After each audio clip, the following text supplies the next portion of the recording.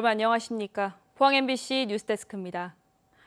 에코프로와 포스코 퓨처엠 등 2차 전지 소재 기업과 수소 연료 전지 관련 업체들의 투자가 잇따르면서 포항에는 공장을 지을 땅이 없어서 비상입니다.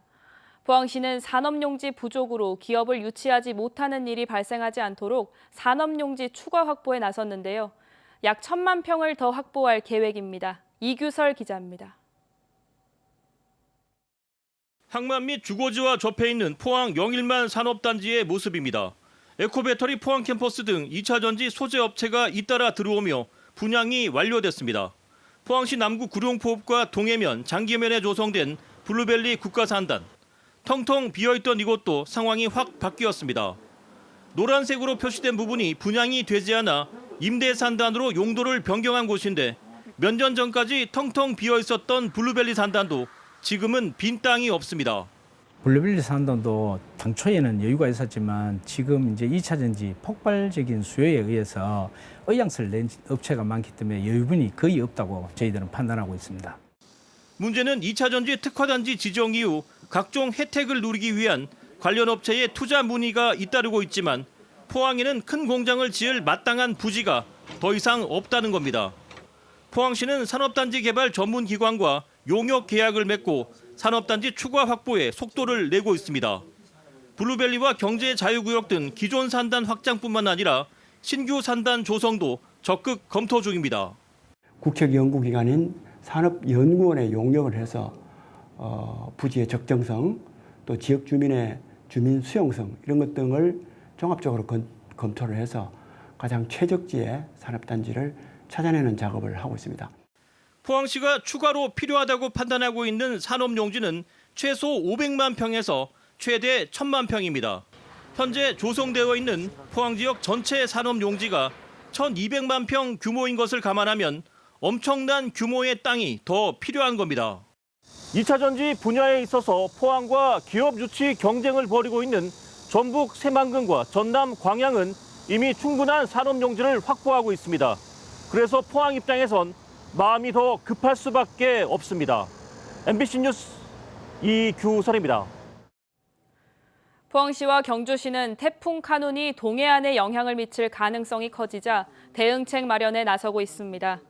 포항시는 해병대 1사단과 경찰, 소방, 포항철강관리공단, 한국농어촌공사, 포스코 등 유관기관 대책회의를 열고 지난해와 같은 피해가 나지 않도록 하천 관리에 긴밀히 협조하기로 했습니다. 특히 저수지 사전 방류와 배수 펌프장 가동, 하천 범람 위험 지역에 차수판 설치에 필요한 사전 조치를 취했습니다. 또 기상 상황에 따라 비상 근무에 들어가고 인명 구조를 위한 인력과 장비를 미리 배치하고 필요한 경우 주민 대피 명령을 내릴 계획입니다.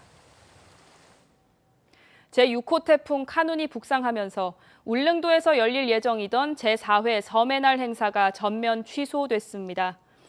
행정안전부는 섬의 날 행사를 당초 내일부터 11일까지 개최할 예정이었지만 태풍으로 피해가 우려되고 여객선 운항이 중단될 걸로 예상돼 행사를 취소한다고 밝혔습니다.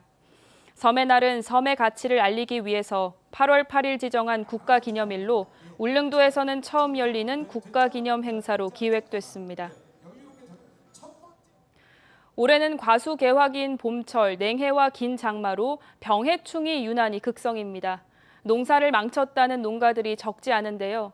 이럴 때를 대비해서 농작물 재해보험을 가입해 뒀는데 피해 산정 방식이 불합리하고 보상 금액도 턱없이 적어서 보험을 들어도 소용이 없다는 불만이 곳곳에서 나오고 있습니다. 장성훈 기자의 보도입니다. 영덕군의 한 고추밭. 밭 전체가 바이러스성 병해를 입어 달린 고추의 대부분이 색이 변하고 무르거나 썩었습니다. 줄기 전체가 아예 말라 죽어버린 것도 있고 파릇해 보이는 어린 고추들도 서서히 병들고 있습니다. 이 고추가 잎은 이래 시퍼래 비도 꽃이 딸 게 한 개도 없어요. 자연적으로 이게 바이러스 가는 걸 밑에서 한번 와버리면은 고추 딸 때까지 이 병이 옵니다. 고추 생산이 불가능해요. 이럴 때를 대비해 농작물 재해보험을 가입해뒀지만 별 도움이 안 된다는 게 농가의 반응입니다. 정부와 지자체가 보험료의 90%가량을 지원하고 농협 손해보험이 운영하는 정책보험인데도 피해 산정 방식이 불합리해 실제로 인정된 피해율은 45%, 받게 될 보상금은 300만 원 남짓입니다. 실질 소득의 10분의 1 수준이고 농자재값 등 생산 비용의 절반도 되지 않습니다. 지금 800평 고추 농사를 짓는데 재료값은 그건 한 700~800만이 들었는데 지금 보험에서 주는 돈은 다 줘봐야 770만 원밖에 안 된다. 그래 이건 별로 농민들인데 도움이 안 된다. 세균병이 번져 피해가 극심한 복숭아 농가들도 상황은 비슷합니다. 원래 병든 복숭아는 서둘러 따내야 병 확산을 막을 수 있지만 웬일인지 그대로 달려 있습니다.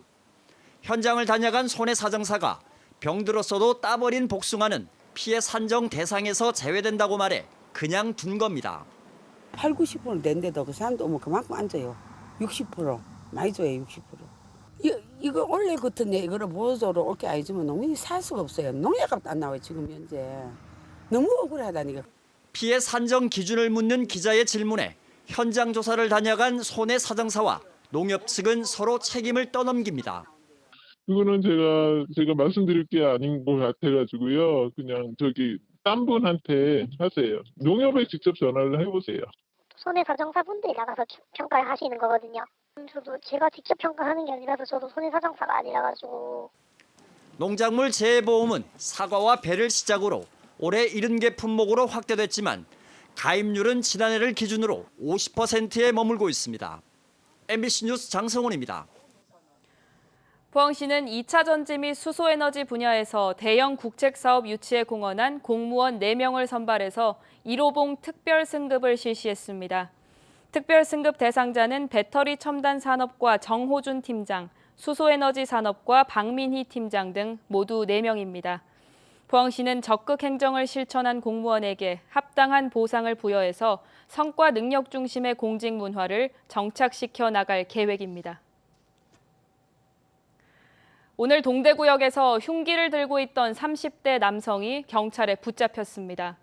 이 남성은 살인 예고글을 적은 종이도 가지고 있었는데요. 지난 주말 야구장에 이어서 대구공항에 테러와 살인을 예고한 글이 온라인에 퍼지자 경찰은 구속 수사를 적극적으로 검토하고 강력 범죄로 대응하겠다는 방침입니다. 손은민 기자입니다. 오늘 오후 3시 50분쯤 동대구역 출입구 앞 의자에 앉아있는 30대 남성을 경찰이 둘러싸고 가지고 있던 가방을 뒤집니다. 흉기 2개가 나왔습니다. 사회복무요원이 역사 안에서 흉기를 들고 있는 남성을 목격하고 경찰에 신고했습니다. 코레일에 따르면 이 남성은 살인을 예고하는 내용을 적은 종이도 들고 있었습니다. 문을 계속 쳐다보니까 이제 가방에서 칼을 꺼냈다고 하더라고요. 뭘 이렇게 적었는데 거기에 이제 뭐 동대구역에 몇 명 뭐 찌르겠다 이런 식으로. 경찰은 남성을 긴급 체포했습니다. 왜 흉기를 들고 있었는지 온라인에 게시된 살인 예고글과 관련이 있는지 조사하고 있습니다. 어젯밤에는 대구공항에 폭탄을 설치했다며 오는 9일 테러와 묻지마 살인을 예고하는 글이 온라인 커뮤니티에 올라왔습니다. 경찰과 공항 폭발물 처리팀이 수색한 결과 위험물은 발견되지 않았고 테러 의심점도 일단 없는 걸로 조사됐습니다. 공항과 동대구역, 중앙로 등 시민들이 몰리는 곳마다 경찰력이 배치됐습니다. 장갑차는 매일 도심을 순찰합니다. 시민들은 놀랐고 경찰이 너무 많아가지고 놀라고 약간 있어도 마음이 그냥 뭔가 편안하지가 않아요. 여행 가도. 불안해했습니다. 영상 보니까 순식간에 이렇게 사건이 일어나서 조심해야겠다고 생각하는데 조심한다고 이게 피할 수 있을지는 잘 모르겠어요. 경찰은 테러와 흉기 난동을 예고한 글 작성자를 추적하는 한편 이런 글을 올리는 행위를 강력 범죄로 보고 대응할 방침입니다. 특수협박 또는 살인 예비 그리고 뭐 위기한 공무집행 방해 등의 죄가 성립될 여지가 충분히 있기 때문에 혹시나 이런 부분들에 대해서 가볍게 생각하지 말고 절대로. 오늘 오전 7시 기준 전국에서 살인 예고글을 쓴 59명이 경찰에 붙잡혔습니다. 이 중 3명이 구속됐습니다. 붙잡힌 사람의 57%, 34명이 10대 청소년으로 나타났습니다. 살인 등 범죄를 예비할 경우 10년 이하의 징역, 협박죄는 3년 이하의 징역 또는 500만 원 이하의 벌금형, 특수협박은 7년 이하의 징역 등 무거운 처벌을 받을 수 있습니다. MBC 뉴스 손은민입니다. 포항 남부경찰서는 인터넷 커뮤니티 게시판에 특정 숙소에서 흉기 난동을 벌이겠다고 예고글을 올린 20대 A씨를 붙잡아 범행 일체를 자백받았다고 밝혔습니다. 경찰은 경찰관 230여 명이 18시간 동안 해당 숙소 안전점검, 위험지역 순찰 등 치안력이 소모된 점을 들어서 협박 혐의와 함께 위계에 의한 공무집행 방해 혐의도 적용도 검토해서 구속영장을 신청할 예정입니다. 세계 스카우트 연맹이 새만금 잼버리장에서 철수를 결정하면서 나머지 일정은 수도권 등 전국으로 흩어져서 진행될 걸로 보입니다. 앞서 정부가 지자체 체험 관광 프로그램을 추가하기로 하면서 경상북도도 안동과 경주를 중심으로 프로그램 마련에 나섰는데요. 갑자기 손님 맞이 숙제가 떨어진 지자체는 난감한 분위기입니다. 김서연 기자입니다. 스카우트 대원들을 위한 지자체 관광 프로그램을 마련하라는 대통령 주문에 지난 주말 경상북도는 비상이 걸렸습니다. 안동, 영주, 경주의 세계 유산 탐방, 문경, 상주, 봉화의 생태 관광, 포항의 해양 관광 등 9개 투어 프로그램이 부랴부랴 마련됐습니다. 숙박시설과 입장료 등 관광 비용도 일부 지원하기로 했습니다. 어제 시장님 주재로 회의를 거쳐서 지역에 있는 안동대학교를 비롯한 각 대학교에 협조를 했습니다. 1,700명 정도는 수용할 수 있을 거로 생각하고 있습니다. 하지만 짧은 시간 안에 숙박 일정까지 포함된 프로그램을 준비하다 보니 곳곳에서 차질이 빚어졌습니다. 당장 호주가 스카우트 대원 900명의 안동 방문을 타진해왔지만 대원 전체가 한 장소에서 일가를 숙박하고 싶다는 조건을 맞추지 못해 결국 무산됐습니다. 남아프리카 공화국 대원 130여 명도 안동 방문을 검토 중이지만 새만금 잼버리 대회 차원의 조기 철수가 결정되면서 향후 일정이 불투명해졌습니다. 주말 사이 잼버리 손님 맞이가 갑작스럽게 추진되자 일부 시군 관계자들은 갑자기 몰리는 대원들의 숙박시설을 어떻게 확보해야 될지 모르겠다며 당혹스러움을 감추지 못했습니다. 경상북도는 조기 퇴영 이후 스카우트 대원들의 지역 관광 일정이 확정되는 대로 관련 프로그램이 안정적으로 운영될 수 있도록 준비하겠다고 밝혔습니다. 저희들 소방하고 또 의료원하고 이제 협력을 해서 구급차 배치, 그다음에 냉방 시설하고 사전 점검, 안내자 배치 이런 부분들을 통해서 안전 속에서 경북의 문화 관광 체험을 할 수 있도록. 새만금 잼버리 대회의 난맥상이 계속되면서 그 불똥이 경북 지역까지 튀는 모습입니다. MBC 뉴스 김서연입니다. 포항시는 지난 4일 부분 침하된 죽도 어판장 앞 도로에 대해서 지난 주말 구조기술사 등 전문가를 불러 정밀 안전 진단을 실시했습니다. 현장 조사 결과 동빈교 지하 파일 42개는 대체로 양호한 걸로 나타났으나 교각 상부 슬라브는 육안으로도 확인이 될 만큼 부식이 심각한 걸로 확인됐습니다. 포항시는 이번 주 금요일쯤 안전조사 결과를 공개하고 추후 공사 방향을 결정해 발표할 계획이어서 당분간 영포회타운에서 죽도시장 삼거리 구간은 교통 통제가 불가피한 상황입니다. 침하된 죽도 어판장 앞 동빈교는 동빈내양바다와 칠성천 복개 구간의 끝부분이 만나는 곳으로 34년 전인 1989년 준공됐습니다.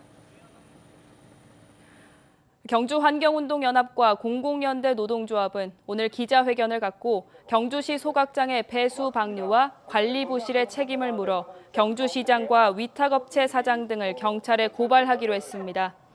이들은 소각장 위탁업체가 지난해 7월 2차례 배수를 방류한 데 이어서 지난해 12월 배수를 방류한 사실을 추가로 확인했다며 철저한 조사를 촉구하고 소각장 정상 운영을 위해서 경주시가 직접 관리해야 한다고 주장했습니다.